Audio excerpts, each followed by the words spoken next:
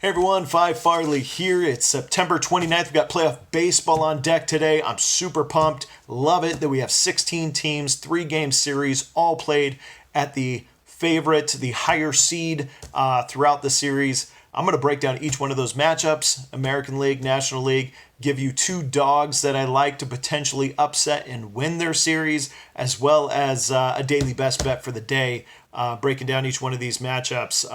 Man, it's going to be some good baseball, and I'm excited about this.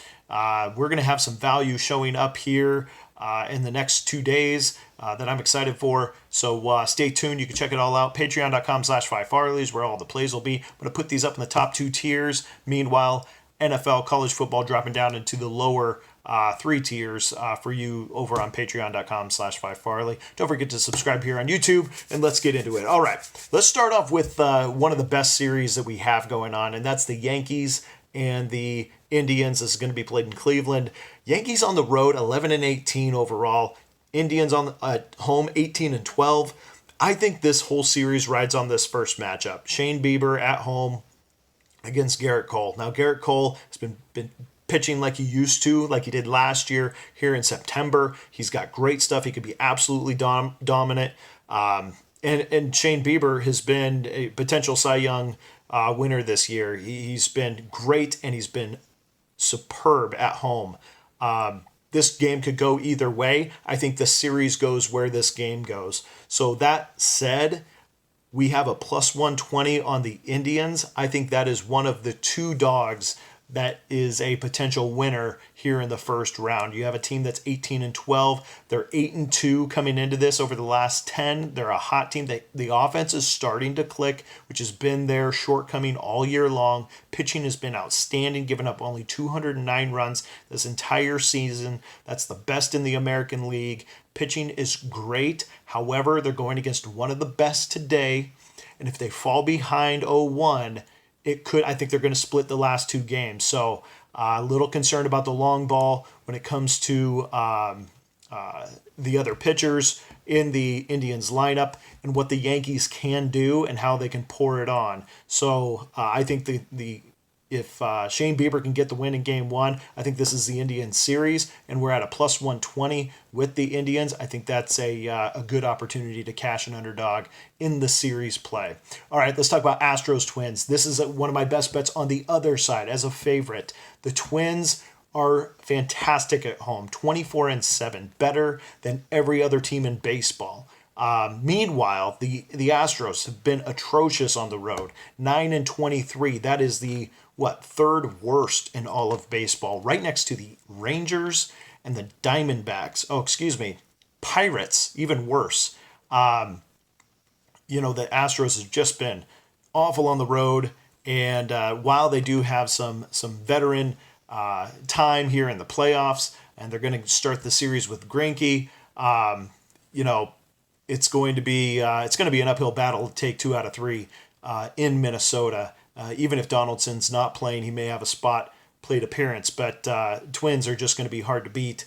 I like the Twins in this whole series. They're 1-2-3. Jose Barrios, love him at home, and I love him in clutch. He's going to have both those things coming Game 2. And then they got Pineda, who has been fantastic, 26 2/3 without giving up a home run. And then, of course, Maeda has been great. Little shaky last start at home, but that's okay. He's been great throughout the season, and he's a veteran. He's had playoff experience. Really like the Twins in this series, and it's at a minus 170. I still think that's good value for them over the Astros, who struggled to find a win on the road all year long. Moving on, we got Blue Jays Rays. This is going to be a decent matchup. Blue Jays stepped up big when they had to. The Rays, though, play really good fundamental baseball. They take more pitches than any other team. They get into the bullpens, and they find ways to win time after time after time. Now, what's interesting here in the opening series is that we got Blake Snell going against Matt Shoemaker. I backed Matt Shoemaker earlier this year when he beat the Devil Rays because he has an absolutely record against these guys. I think it's a 108 team batting average do the Rays have against Shoemaker. He's sneaky good against these Devil Rays, including in Tropicana. Blake Snell, on the other hand, can be that Cy Young pitcher again, but we haven't seen it quite as much in August, but we are starting to see a little bit more of it in September. So Blake Snell's really got to step up here and pitch an outstanding game. And the line sitting at minus 190 in this opening game gets me a little concerned. But the Rays play great fundamental baseball. They'll be getting into the bullpen, of which Blue Jays put a couple of their starters into the bullpen. This is going to be a tough one. In general, I don't like laying minus 190 or taking a run line at all the way the Rays play. It's just a little too risky for me. All right, let's talk about the last one here in the American League, White Sox Athletics. What a great series. This one is a pick 'em either way, and I actually lean towards the White Sox on this one. Such good road record this year, and they're opening up with a lefty, Jesus Luzardo. Not really sure why the Athletics are doing that. They have other options, and that's what they're starting with. He's pitched well at home, but the White Sox haven't lost to a lefty starter all year long. They're 14-0 against those lefties. On the road, they're 17-13, winning record, but their offense plummeted down the stretch. So I'm a little concerned that they don't have the offense going into this. Now, that said, the Athletics' offense plummeted down the stretch, but at home, they're such a good team. They're 22-10 at home. While they were quasi-limping, I wouldn't say limping into the playoffs, they just weren't didn't have that same pop they had during the mid-season this year, where they were extremely difficult to beat. They became much more mediocre going into this. So they're going to have to elevate their game if they want to take down the White Sox. Meanwhile, the White Sox, they got a lot of pop, and they're very clutch. And they can dominate. I mean, they have their run differential is a plus 60. It's the best in the American League. So that's not looking great for the Athletics, especially starting a lefty, of which the White Sox hit lefties better than any other team in baseball. So that's a little cue into my daily best bet here. But let's move on to the National League when it comes to these series matchups. Okay, here's my second underdog that I like in the series. That's Marlins at the Cubs. So the Marlins are a sneaky good team, and no one's talking about this. I'm kind of surprised. They're 20-14 on the road. They're the only team Tampa Bay is the only other team with 20 wins on the road. Now, they did play a total of 34 games versus everyone else's 30 or 31. So they did have 4 extra games on the road. But to have 20 wins on the road, it shows that they can win they have no problem going into Chicago, who is 19-14. So they have a better record than Chicago does at home. Chicago, 4 out of the last 10 on the way into the playoffs. I'm concerned about their offense. Their pitching is going to be a nice 1-2 punch with Darvish and Hendricks. Hendricks pitches very well at home, always has. Darvish has been outstanding at home. That's going to be the obstacle of the Marlins. But they're going to go with Alcantara and probably, I hope they go with Sanchez, because Sanchez is a very tough pitcher to figure out. And that could be a battle of the bullpens. And that game could be won, both games, in the 7th, 8th, and 9th innings. And at a plus 175, Marlins got a shot here. I think the value is there. Not saying they're going to win it, but minus 210 on the Cubs against a team that is 20-14 on the road. And they got great young pitching, who's pitching fantastic coming into this game. I get it. I understand the line, but I think it's a puncher shot, and Marlins may surprise the Cubs here. They sleep for 2 games, and next thing you know, it's Marlins going on to the next round. All right, Cardinals, Padres. This one, like the favorite here, Padres minus 220. I think it's the Padres series to lose.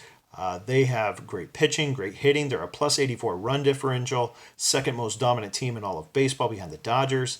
They can win clutch. They're 21-11 at home. There's not a lot that I like about this, other than potentially game 2 with Jack Flaherty on the mound. That's all I got. I don't like the Cardinals side on this one. Typically, they're a home dominant team. They play very well at Busch Stadium. But this year it's been one game over 500 at home, one game over at 500 on the road. And so I'm on Padres on this one. Reds, Braves. This one's interesting.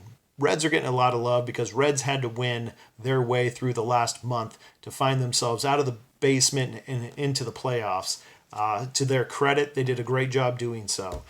They've won 7 of the last 10, and their starting pitching has been outstanding. They've really rode Sonny Gray and Luis Castilla, as well as